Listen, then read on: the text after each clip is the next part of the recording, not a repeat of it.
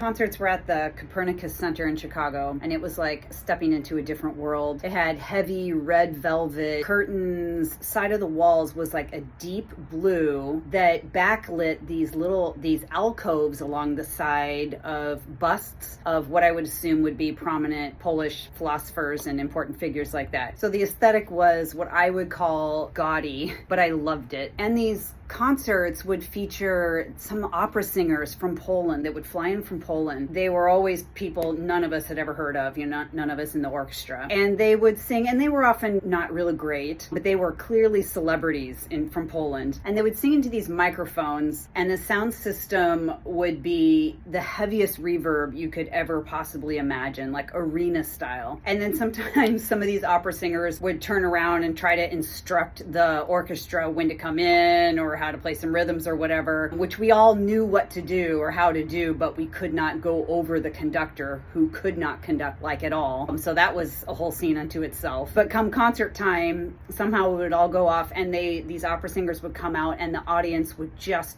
go nuts. And the orchestra, all the women were supposed to dress in formal gowns, very colorful formal gowns, and they had, for a few times, they had us come to a fitting room where they had just on rows of hangers like tons of gowns, and we could pick one out, and they were all like just something no one would wear these days. The audience, all the women, of course, were also in formal gowns, big jewelry, tons of jewelry, and a heavy makeup. The perfume in the air was so thick you could practically see it. And the whole concert's spoken and sung and conducted in Polish, and I just loved that gig.